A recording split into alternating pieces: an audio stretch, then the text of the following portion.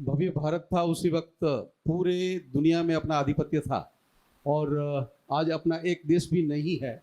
तो उसकी वजह क्या है? और मुस्लिम कंट्रीज 156 कंट्रीज है, और यदि क्रिश्चियन कंट्री 157 कंट्रीज है, और यहूदियों की कंट्री एक है। तो ये तीनों जो है पशुओं का बलि चढ़ाता है। और हम जब भव्य था, हमारा भारत भव्य था, उसी वक्त भी हम पशुओं के बलि चढ़ाते थे। तो क्या बलि के साथ जोड़ना ठीक है? मेरे हिसाब से, मेरे दिमाग में ये थोड़ा एक तर्क वितर्क होता है। हमने जब बलि प्रथा छोड़ दिया, देवताओं के प्रति हम जो बलिदान देते थे, और जैसे अभी गांधी ने हमको भ्रमित करके हिंदुओं को बलि प्रथा पर प्रतिबंध लगा दिया, और अगर क्रिश्चियन और मुस्लिमों को अपनी बलि चढ़ा सकते हैं, तो क्या ये बलि चढ़ाने से बलवान बनता है? ये मैं आपसे, मेरे निवारण। बलि का अर्थ क्या होता है? भेंट। राजा बलि का नाम सुना ना? अपने को समर्पित कर दिया। 3 पग चाहिए ना, तीसरा पग सर पे पाँव रख दीजिए। बलि का अर्थ होता है भेंट। अब थोड़ा विचार कीजिए। पूरे तंत्र शास्त्र में ग्रंथ भी लिखने वाला हूँ। 100 से ज़्यादा ग्रंथ मंगा लिया है। सबका अध्ययन करके भविष्य में तंत्र शास्त्र पर ग्रंथ भी लिखूंगा। पुरुष सूक्त में, वेदों का है ना पुरुष सूक्त, 16 मंत्र हैं। वायव्य पशु का उल्लेख। वायव्य पशु का अर्थ होता है वायु देवता के निमित्त पशु।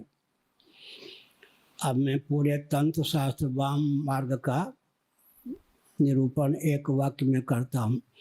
वेदादि शास्त्रों का अध्ययन अनुशीलन करने पर जिस वस्तु और व्यक्ति की उत्पत्ति का जो प्रयोजन सिद्ध होता है, उस वस्तु और व्यक्ति का तदर्थ उपयोग दुरित न होकर सुकृत है।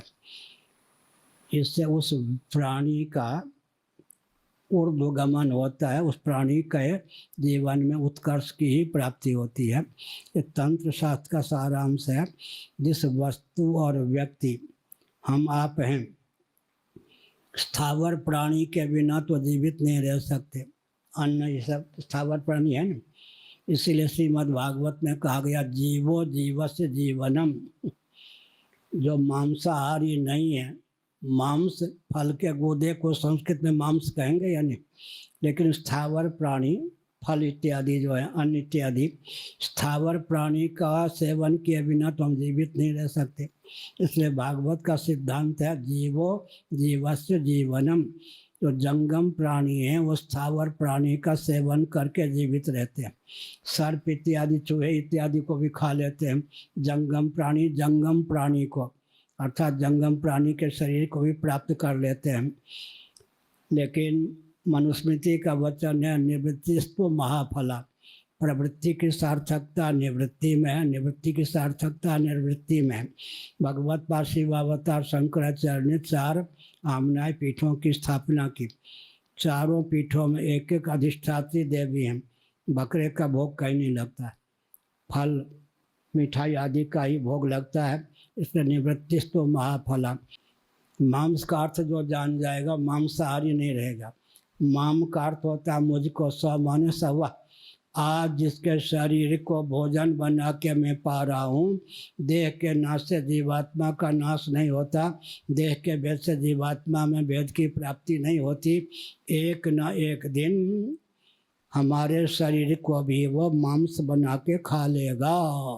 महाभारत में मांस का अर्थ दिया गया है। जो मांस का अर्थ समझ लेगा मांसाहारी रह नहीं सकता।